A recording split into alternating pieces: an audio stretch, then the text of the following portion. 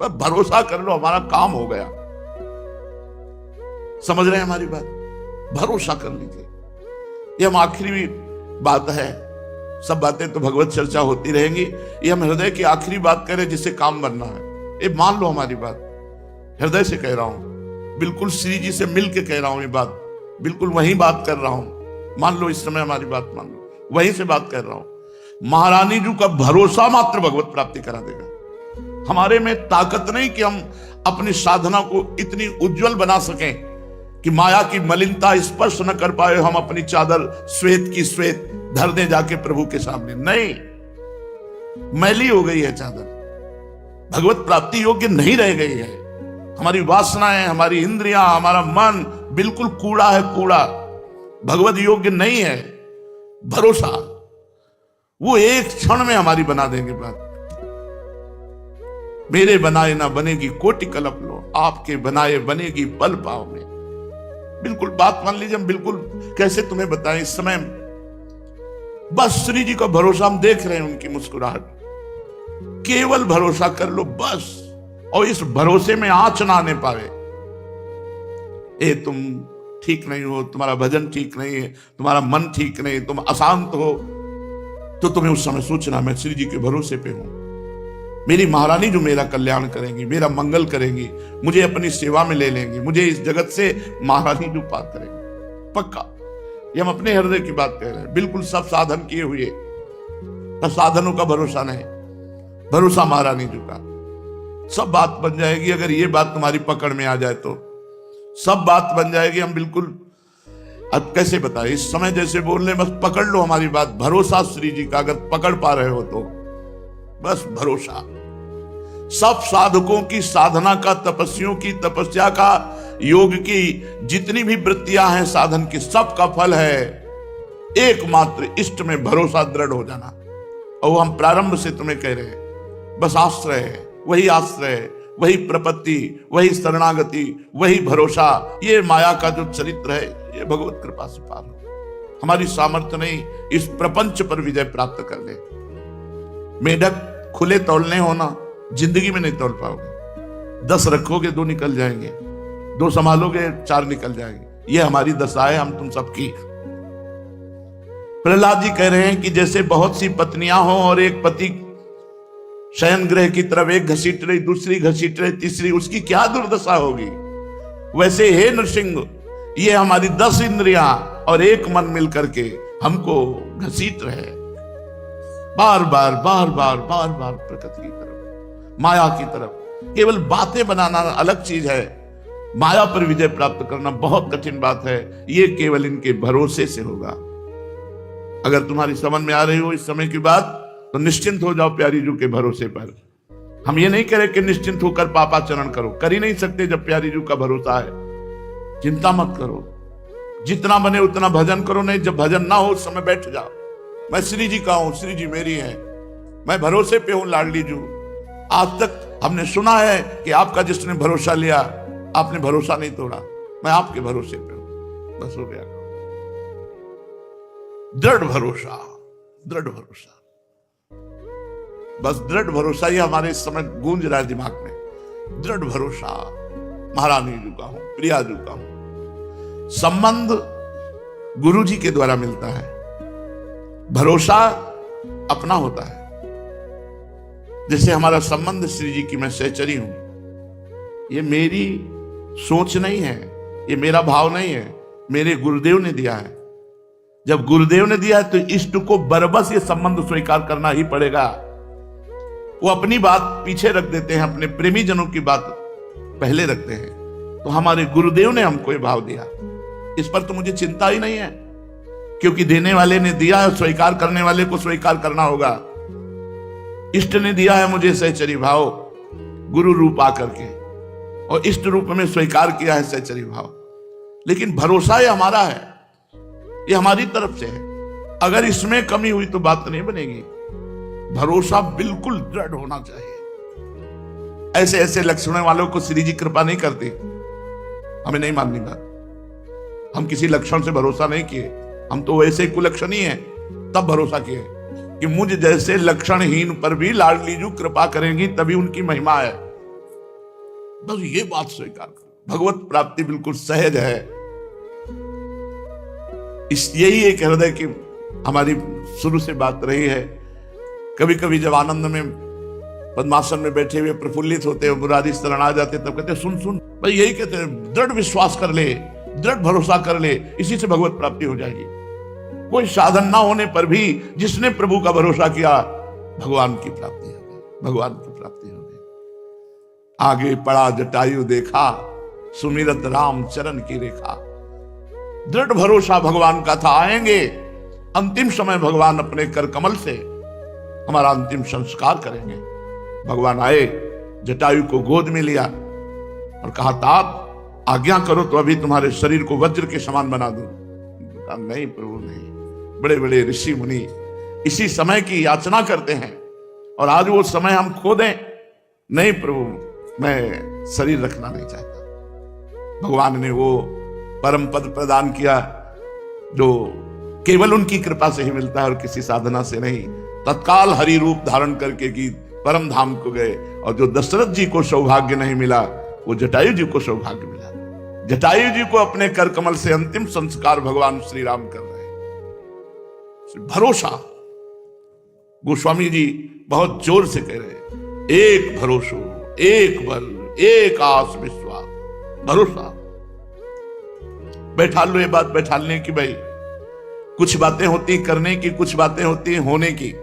ये होने की बात है, इसे स्वीकार कर लो, सब बात बन जाएगी। मूल में देखा जाता है, मूल में देखा जाता है। इसका भरोसा कहां है? साधना पे है, रुपया पे है, लोगों पे है, कहां है? अपबल, तपबल और बाहुबल, चौथो बल है दाम। सूर किशोर कृपाते सब बल हारे को हरिनाम। सुनेरी मैंने निर्बल के बल नाम।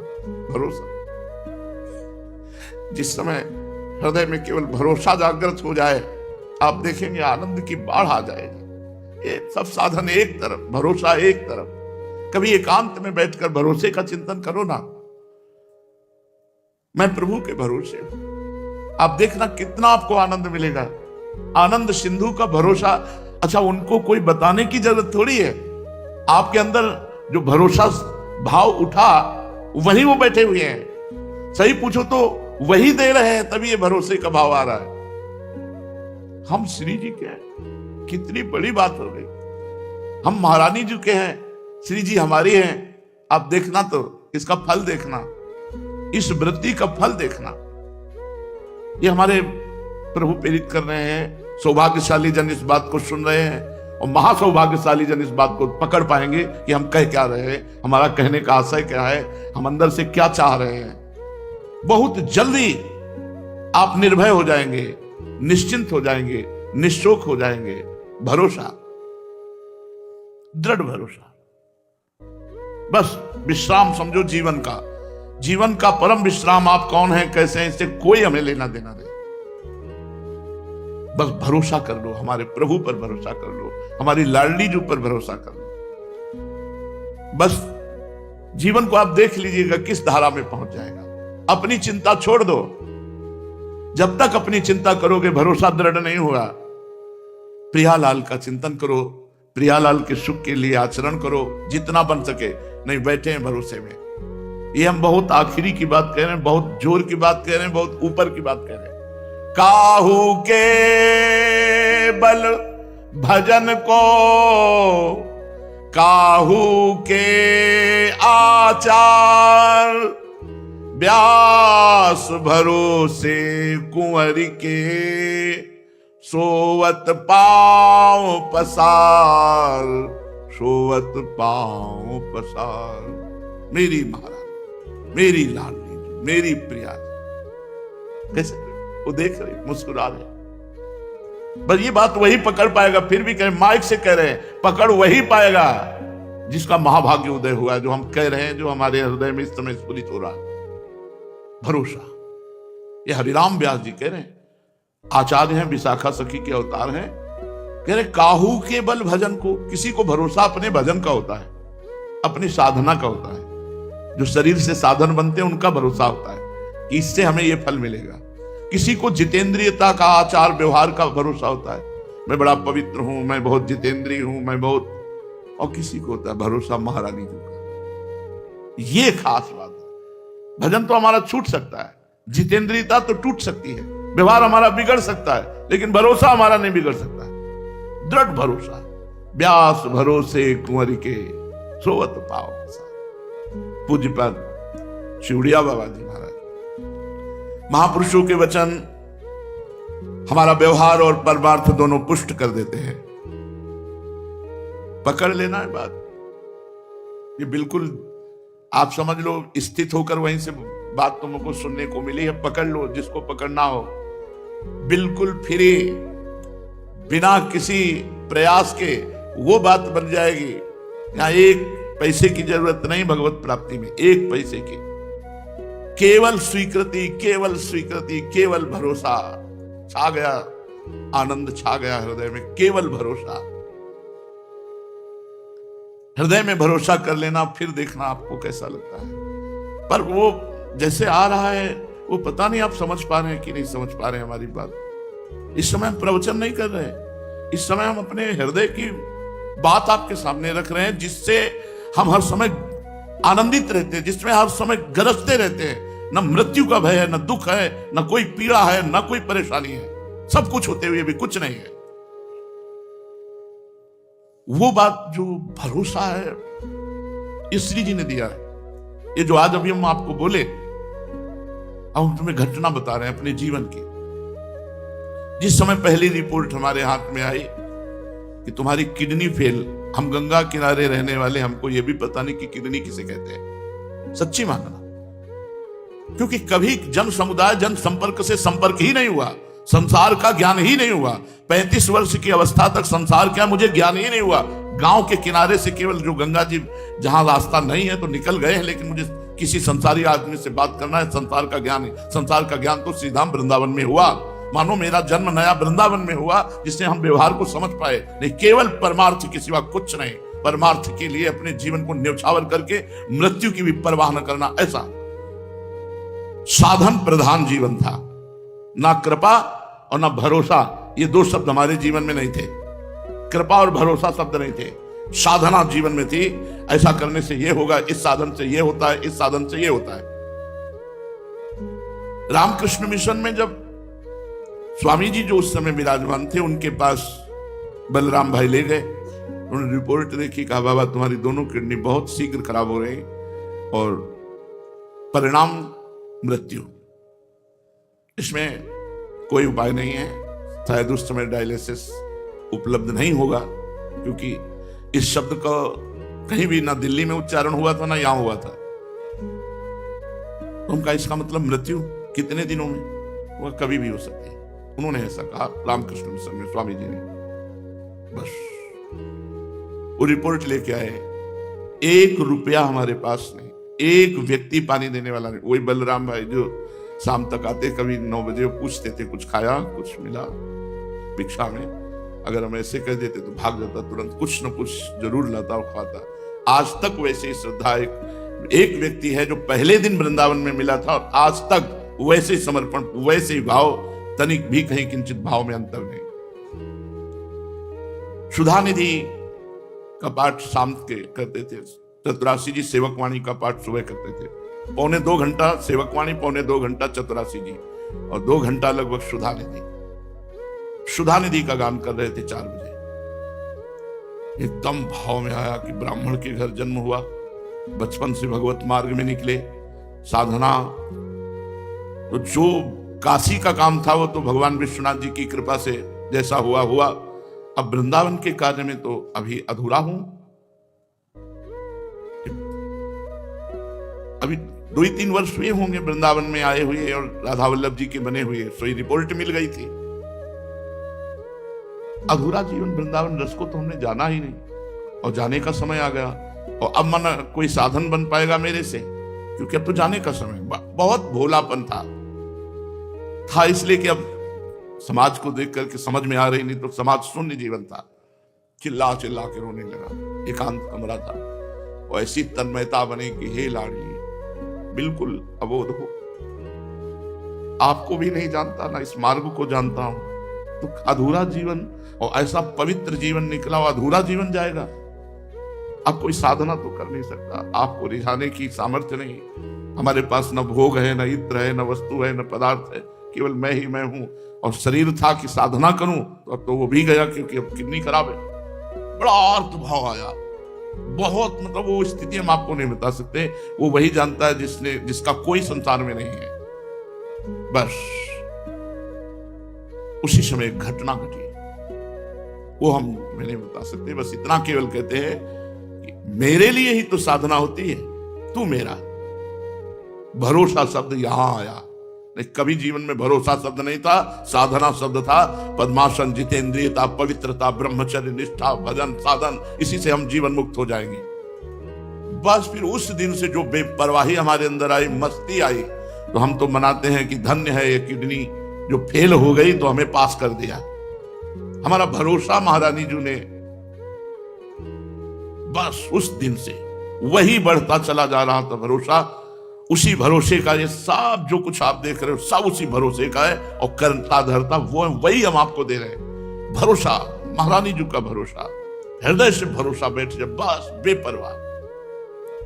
मेरे लिए ही तो, मैं कह रहा हूं तू मेरे, बस भरोसा जागृत हो गया। अच्छा, आपको श्री जी ने कहा तो आपको भरोसा हो गया, लेकिन मेरे तो आप प्रश्न कर, तो कौन कहला रहा है? कौन कहला रहा है? अगर तुम संत मानते हो, भक्त मानते हो, गुरु मानते हो, जो भी तुम्हारे अंदर भाव है, कोई भेद नहीं।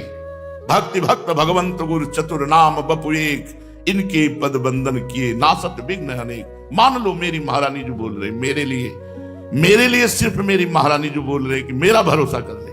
मेरे गुरुदेव के रूप में मेरी महारानी बोल रहे, इस संत के रूप में महारानी बोल रहे, इस भक्त के रूप में महारानी बोल रहे। मान लो अभी निहाल हो जाओगे। इस शरीर पांच भौतिक नाशवान मलमूत्र का भांड, इससे हम साधना करके श्री जी को रिझा पाएंगे। बस आप रीझ जाओ, अपने से रीझ जाओ। और वो रीझ चुकी है, अगर वो रीझ चुकी ना होती तो हम यहां बैठे हुए चर्चा ना कर रहे होते, ना आप सुन रहे होते। यहां वृंदावन में प्रवेश पाना श्री किशोरी जी की कृपा से है, वृंदा देवी की कृपा से है। भरोसा। पूज्यपाद सूर्या बाबा जी महाराज, बाबा आजकल जिसको देखो वो पतन की तरफ ही चला जा रहा है। क्यों? क्योंकि उत्तर, असत पुरुषों का दर्शन, संभाषण, स्पर्श, इससे पाप बढ़ता है, मन मलिन होता है। ध्रुवदास जी ने भी कहा है कि धाम प्रिया प्रीतम, इनके प्रति जिनके हृदय में प्रियता ना हो, ऐसों का स्पर्श ना करें।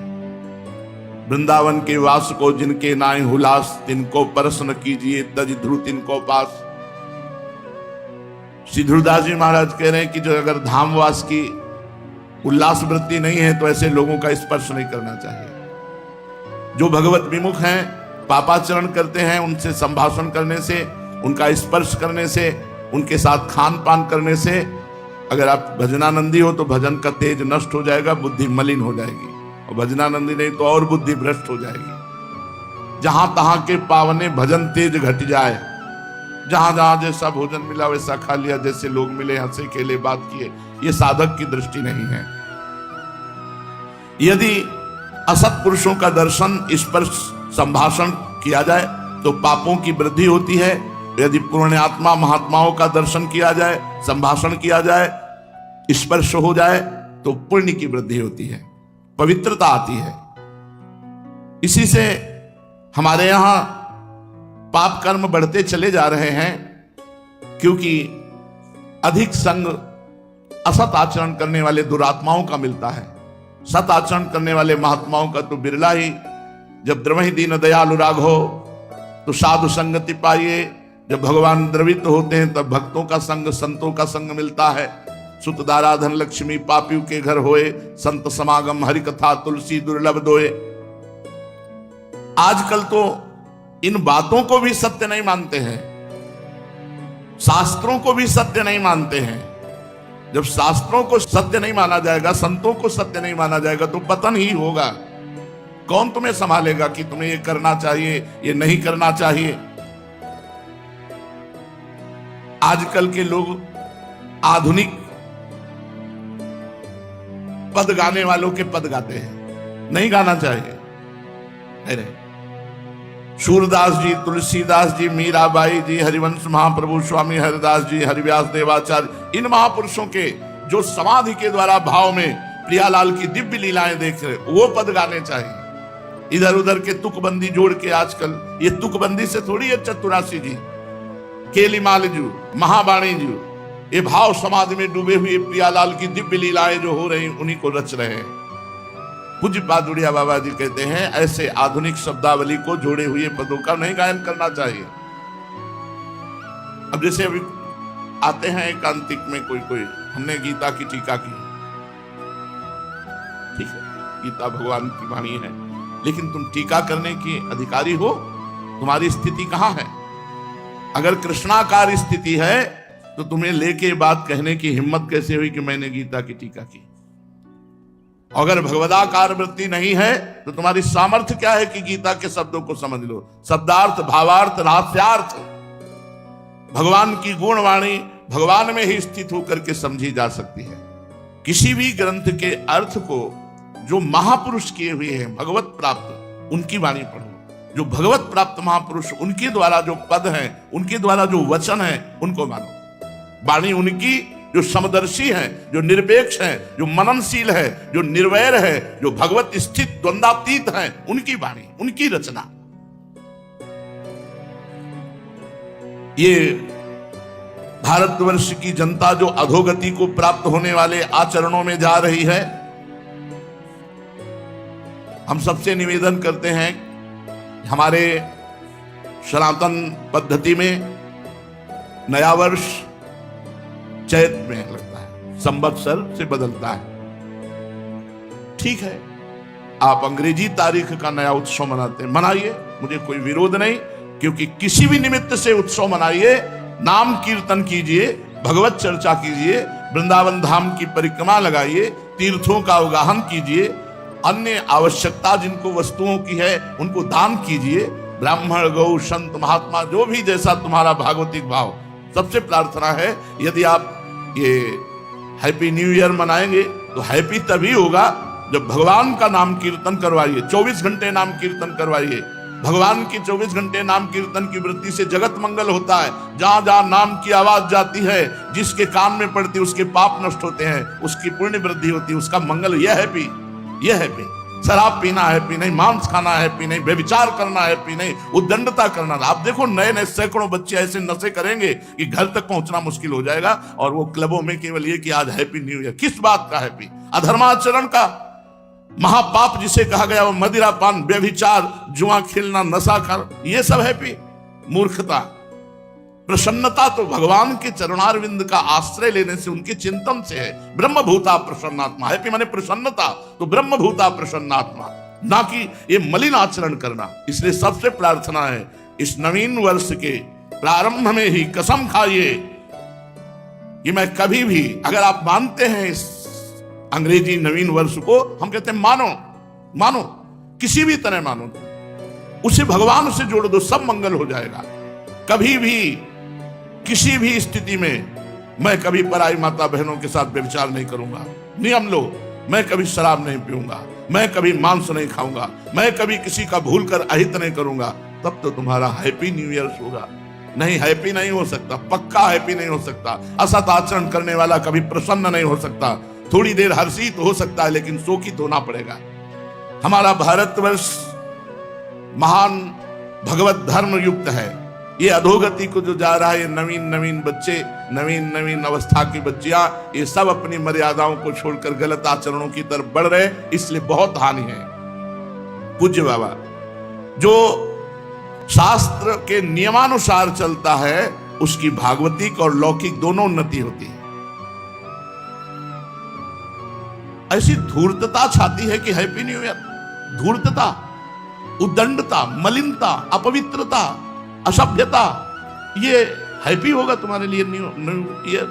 ये नया साल तुम्हारे लिए आनंद, नया साल आनंद होगा। घी का दीपक जला करके कलश में रखो, नियम लो, कि आज से मैं असत आचरण नहीं करूंगा, 24 घंटे नाम कीर्तन करो, सुंदर सुंदर भोग पकवान बनाओ, भगवान को भोग लगाओ, 10-20 भूखे को पवाओ, सर्दी का समय 10-20 कंबल खरीदो, फुटपाथ में जो सो रहे हैं उनको बांटो और कहो हैप्पी न्यू ईयर, माना तुम्हारी हैप्पी न्यू ईयर हो गया। भगवत संबंध से संकल्प करो, आज से कभी असत आचरण नहीं करेंगे, तो ये बात समझ में आएगी। ये मलिनता के आचरण करने वाले कभी हैप्पी रह सकते हैं, आज हैप्पी मना लो, कल डिप्रेशन में जाओगे क्योंकि पाप आचरण कर रहे हो। ये तुम्हें ऐसी जगह ले जाएंगे जहां शोक, चिंता, भय, उद्विग्नता, अशांति, जन्म, मृत्यु ये सब होगा। इसलिए अपने वास्तविक भारत देश का जो हैप्पी न्यू ईयर है वो है संवत्सर। जब संवत्सर बदलता है, चैत की शुक्ल प्रतिपदा, वो हैप्पी न्यू ईयर। लेकिन आप मनाते हो, मनाओ, हम भी आपके में सम्मिलित हैं, पर नाम कीर्तन करो, भगवत यश चर्चा करो, भगवत साधन करो, गौ सेवा करो कि आज साल का नया दिन है, आज 5000 गायों को भोजन पवाएंगे, आज 5000 गरीबों को भोजन पवाएंगे, आज हम अस्पताल में जाके 5000 रुपया देंगे कि किसी गरीब की सेवा मिला। हमारी जितनी सामर्थ्य है उतना ऐसा करेंगे। ये नहीं कि 50,000 की शराब पी के लड़खड़ाते हुए आ रहे हो कि हैप्पी न्यू ईयर। ये गंदी बात अगर हमारी आवाज कान में पहुंच रही है तो आप वृंदावन में बैठे हो या जहां भी हो, हमारी आवाज का अगर जरा भी आप आदर करते हैं, श्रद्धा करते हैं, तो आप कोई भी गलत आचरण नहीं करेंगे। नियम लें। पूज्य बाबा, हमें जैसे रोग होने पर डॉक्टर की जरूरत है, ऐसे बुद्धि भ्रष्ट होने पर बुद्धि को शुद्ध करने के लिए हमें गुरु की जरूरत है, हमें संत की जरूरत है। अगर हमारे देश में भगवत प्राप्त महान संत ना हो तो जो पापाचरण हो रहा है ये किसी को भी शांति ना होने दे, किसी को भी चैन से ना रहने दे। पर वो तो संतों की कृपा है, भजन करके सर्वे भवन्तु सुखिनः सर्वे संत निरामया, ऐसा तो आनंदमय जीवन, सुखमय जीवन। पाप करते हुए भी पृथ्वी फट नहीं रही, आकाश हमको अवकाश दे रहा है, वायु हमको जीवन दे रही, जल हमको जीवन दे रहा है, लेकिन अगर ज्यादा बढ़ता चला जाएगा तो ये सब दूषित होते चले जाएंगे। इसलिए हम अपने आचरणों को सुधारें, अपने पापाचरण को सुधारें, भगवान नाम से जुड़े, भगवत महिमा से जुड़े, तो हमारा जीवन पवित्र होगा, हृदय आनंदित होगा। चलते हैं श्रीमद् भागवत महापुराण। भगवान श्री कृष्ण चंद्र जी ने जब द्वारिका लीला का विस्तार किया तो अष्टपट रानियों को स्वीकार किया। प्रथम श्री रुक्मिणी जी, द्वितीय श्री जाम्बवती जी, तृतीय तीसरी श्री सत्यभामा जी, चौथी श्री कालिंदी जी, पांचवी श्री मित्रविंदा जी, और छठवीं नागनिजिति सत्या जी, और सातवीं भद्रा जी, और आठवीं लक्ष्मणा जी। ये 8 पटरानियां भगवान की। राजा परीक्षित ने पूछा, भगवान श्री कृष्ण ने भौमासुर को, जिसने राजकुमारियों को बंदी गृह में डाल रखा था, क्यों और कैसे मारा? आप कृपा करके भगवान श्री कृष्ण का यह पावन चरित्र हमें सुनाइए। श्री सुखदेव जी ने कहा, परीक्षित, भौमासुर ने अपने बल से वरुण भगवान के छत्र का अपहरण कर लिया, और सबसे बड़ी बात यह थी कि देव माता अदिति के कुंडल छीन लिए जाके। महाबली था भौमासुर। यह असंभव बात त्रिभुवन में अभी तक किसी ने ऐसा नहीं किया था कि परम पवित्र जगत बंदनी देव माता अदिति के कुंडल छीन लिए, वरुण जी का छत्र छीन लिया, और सुमेर पर्वत पर मणि पर्वत नाम का एक स्थान अपने कब्जे में कर लिया। द्वारिका में राजाओं के द्वारा प्रार्थना भेजी जाती, छोटे छोटे राजा कर भगवान से उसकी सब करतूतें बताते भौमासुर की। भगवान श्री कृष्णचंद्र जी ने विचार किया कि बहुत हो गया इसका पापाचरण, जब घड़ा भर जाता है तो फिर उसको फूटना ही पड़ता है। भगवान ने निश्चय किया कि इसका वध करना पड़ेगा।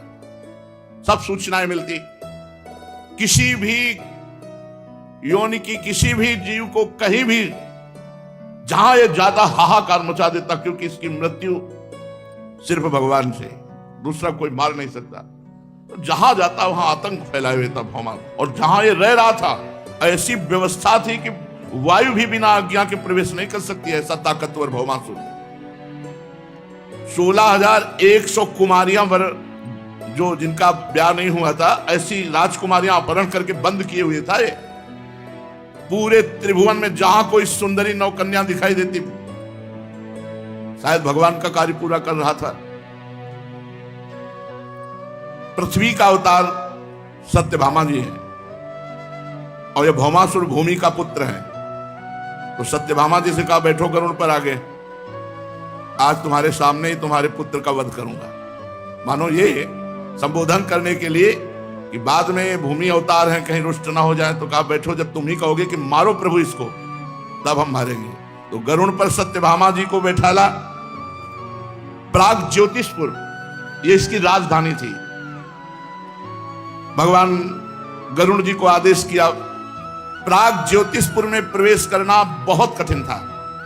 पहले तो चारों ओर जुड़े हुए पहाड़ों की किलेबंदी थी, उसके बाद दिव्यास्त्रों का घेरा था कि आप प्रवेश करेंगे तो आपको काट डालेंगे दिव्यास्त्र, चलाने की जरूरत नहीं है। इसके बाद जल की खाई थी, उसके बाद बिजली की चार दीवारी थी, इसके बाद जहरीली गैस की चार दीवारी थी, इसके बाद मुर दैत्य ने चारों ओर 10,000 घोर दिखाई ना देने वाले फंदे में जाल, कोई भी चले फंस गए। इतनी तो उसकी प्राग ज्योतिषपुर की सुरक्षा थी कि वहां प्रवेश ही कोई नहीं कर सकता जहां भौमासुर रहता था। भगवान श्री कृष्ण ने कौमोदकी गदा को आदेश किया, पहाड़ों को चकनाचूर कर दो। आदेश देते ही फोड़ डाला। भगवान की दिव्य गदा ने चूर चूर कर दिया पहाड़ों को। सुदर्शन चक्र को आज्ञा की, जितने दिव्यास्त्र सबको नष्ट कर दो। सब शस्त्रों की मोर्चाबंदी छिन्न भिन्न कर दी। सुदर्शन जी को आदेश किया, ये अग्नि की, जल की, गैस की जितनी चार दीवारियां हैं सबको नष्ट कर दो। भगवान का सुदर्शन चक्र उनको नष्ट कर दिया। मुर दैत्य के फंदों को अपनी तलवार को आदेश किया, काट दो। दिखाई नहीं देते थे, तलवार ने सब दिव्यास्त्र हैं भगवान के। इसके बाद बड़ी बड़ी मशीनें लगी हुई थी, यंत्र। अगर कोई वीर पुरुष गया तो यंत्र उसे घसीट के तुरंत नष्ट कर देंगे। उस समय भी भौमासुर ने ऐसी व्यवस्था। भगवान ने 5 जन्म शंख का नाद किया तो सब मशीनें विदीर्ण हो गई, नष्ट हो गई। अब जो आखिरी परकोटा था, भगवान गदाधर ने मारा, गदा तो पूरी विध्वंस कर दिए परकोटे। जब 5 जन्म शंख की ऐसी धुनी हुई, प्रलयकालीन बिजली कड़क रही हो मानो, तो मुर दैत्य आखिरी रक्षा में था। प्रवेश करने के लिए मुर दैत्य को मारना आवश्यक था। वो जाग पड़ा, शंख ध्वनि सुनकर निकल आया। मुर दैत्य के 5 सिर थे, 5 सिर। वो जल में पड़े सोता रहता था, क्योंकि कोई आ ही नहीं सकता वहां। प्रलयकालीन सूर्य और अग्नि के प्रचंड तेज के समान 5 खोपड़ी वाला मुर दैत्य, बड़ा भयंकर, कोई आंख उठाकर उसकी तरफ देख नहीं सकता था। उसने त्रिशूल उठाया और गरुड़ जी पर प्रहार किया। भगवान गरुड़ जी पर विराजमान थे, आगे सत्यभामा जी। ऐसा मालूम हुआ वो 5 मुख से अब त्रिलोकी को निकल जाएगा। जब गरुड़ जी पर त्रिशूल चलाया और 5 मुखों से सिंहनाद किया, सिंहनाद थरथरा दिया भूमंडल को। भगवान ने देखा कि मुर दैत्य का त्रिशूल गरुड़ जी की ओर आ रहा है, तो बड़ा हस्त कौशल दिखाते हुए सारंग धनुष से 2 बाण मारे कि त्रिशूल काटकर गिरा दिया। और मुर दैत्य के मुखों को भगवान ने बाणों से भर दिया। 5 मुख अट्टहास किया ना, 5 को बाणों से भर दिया। अब वो दैत्य बड़ा क्रुद्ध हुआ और अपनी गदा उठाई और भगवान पर प्रहार किया। परंतु गदाधर भगवान ने वो गदा उनके समीप पहुंचे, इसके पहले ही अपनी गदा से उस गदा को नष्ट कर दिया। अब वो भुजाएं फैला करके भगवान श्री कृष्ण और गरुड़ जी को मीसने के लिए चला। इतना बलवान। भगवान ने सुदर्शन जी को आदेश किया कि इसका हिसाब किताब कर दो। भुजाएं, जांग, गर्दन, छाती सब जगह से काट के वहीं ढेर कर दिया सुदर्शन जी ने। अब मुर दैत्य के प्राण पखेरु उड़ गए और जल में गिर पड़ा, जैसे इंद्र के वज्र से शिखर कट जाने पर कोई पर्वत समुद्र में गिर पड़ा हो। इसके बाद मुर दैत्य के 7 पुत्रों की रक्षा थी नगर की। ऐसे थोड़ी था भौमासुर का नगर। ताम्र, अंतरिक्ष, श्रवण, विभावसु, वसु, नभस्वान, अरुण, ये सब महाबलवान मुर दैत्य के समान। क्रम बाई क्रम इनकी पूरी सुरक्षा थी प्राग ज्योतिषपुर की। जो ही सुना पिता को मारा श्री कृष्णचंद्र जी ने, शस्त्र अस्त्रों से सुसज्जित होकर पीठ नामक दैत्य को अपना सेनापति बनाकर भगवान श्री कृष्ण पर चढ़ाई कर दी। भगवान श्री कृष्ण पर बाण, खड्ग, गदा, शक्ति, रिष्टि, त्रिशूल, प्रचंड शक्तियों की वर्षा करने लगे वो दैत्य। भगवान ने सारंग धनुष से निकले हुए बाणों से सब अस्त्र शस्त्रों को काट कर गिरा दिया और शस्त्र प्रहार से सेनापति, पीठ, उसके साथी दैत्यों के सिर, जांघें, भुजाएं, पैर, कवच सब सुदर्शन चक्र को आदेश किया काट काट करके सब ढेर कर दिए। भगवान का सुदर्शन अमोघ। जब पृथ्वी के पुत्र नरकासुर, जिसे भौमासुर कहते थे, देखा कि भगवान श्री कृष्ण प्रवेश कर गए, सब विध्वंस कर दिया, असह्य क्रोध हुआ। वो मद वाले हाथियों की सेना में गजराज पर विराजमान होकर भगवान श्री कृष्ण के सामने आया और उसने देखा कि आकाश पर गरुड़ पर पहले सत्यभामा जी विराजमान है, फिर भगवान विराजमान है। जैसे सूर्य के ऊपर बिजली वर्षाकालीन श्याम मेघ शोभायमान हो, सूर्य गरुड़ जी और बिजली सत्यभामा और वर्षाकालीन मेघ श्री द्वारिकाधीश महाराज। भौमासुर ने देखते ही भगवान पर शतग्नि नाम की शक्ति का प्रहार किया। भगवान ने सारंग धनुष से अमोघ बाण के द्वारा तुरंत उस शक्ति को नष्ट कर दिया। भगवान ने सुदर्शन चक्र को आदेश किया, जितने इनके सैनिक हैं वो तो बस केवल घूमना है, वहां कोई अस्त्र शस्त्र सुदर्शन जी को नहीं रोक सकता। जिधर घूम गए सब साफ हो गया। उस समय भगवान गरुड़ जी पर सवार होकर के गरुड़ जी को आदेश किया, इनके हाथियों की सेना को विदीर्ण कर दो। पंजे और पंखों के मार से बड़े बड़े गजराजों को विदीर्ण कर दिया। चोंच, पंजा, पंख। महाबली गरुड़ जी हैं, महाबली। त्रिभुवन में इनसे बड़ा बली कौन होगा, जो भगवान को विराजमान करके चलते हैं। अनंत ब्रह्मांडों का भार भगवान लेकर चलते हैं। चोंच, पंखे और पंजों की मार से भौमासुर के जितने भी गजराज हाथी थे सब मारे गए। अब भौमासुर अकेले खड़ा। उसने देखा गरुड़ जी की मार से तो मेरी सेना सब नष्ट हो गई। तब गरुड़ जी पर वज्र से भी कठोर शक्ति का प्रहार किया। गरुड़ जी ने एक पंखे के झटके से पूरी शक्ति को नष्ट कर दिया। गरुड़ जी हैं, गरुड़ जी। कभी अवसर आएगा तो जब अमृत हरण करने गए ना स्वर्ग लोग, तब इनके बल का विक्रम देखो। वायु देवता, अग्नि देवता, बड़े बड़े देवता, देवराज इंद्र सब कुछ चलाए। देवराज इंद्र ने वज्र चलाया तो इतना बड़ा पंखे छोड़ दिया, कहा तुम्हारे वज्र का सम्मान करता हूं, नहीं तुम्हारे वज्र को अपनी चोंच से अभी चकनाचूर कर दूं। गरुड़ जी भगवान के वाहन हैं। पक्षीराज गरुड़ जी ने अपने पंख से ही उस शक्ति को नष्ट कर दिया। भौमासुर ने जब देखा मेरी कोई चाल नहीं चल रही, कोई उद्योग नहीं चल रहा, सब विफल हो जा रहा, उसने त्रिशूल उठाया और भगवान श्री कृष्ण की तरफ बढ़ा प्रहार करने के लिए।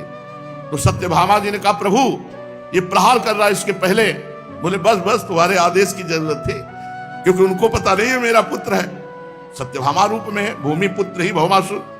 भगवान ने सुदर्शन चक्र से कहा कि भौमासुर का सिर किरीट कुंडल सहित अलग कर दो। बस सिर कुंडल किरीट के सहित सुदर्शन जी ने काट करके नीचे फेंक दिया। और यही सुदर्शन भगवान के अनन्य भक्त, जो भी अनन्य भक्त होते हैं उनकी रक्षा के लिए होता है, इसीलिए भक्त निर्भय होता है। अम्बरीश जी को थोड़ी पता था सुदर्शन जी पीछे हमारे हैं। दुर्वासा जी ने कृत्या प्रकट की, झपट करके कृत्या को भस्म करके दुर्वासा जी को त्रिभुवन में दौड़ाया सुदर्शन चक्र ने। यही, इससे बड़ा पद कौन होगा। हम हरिदास हैं, भगवान के जन हैं।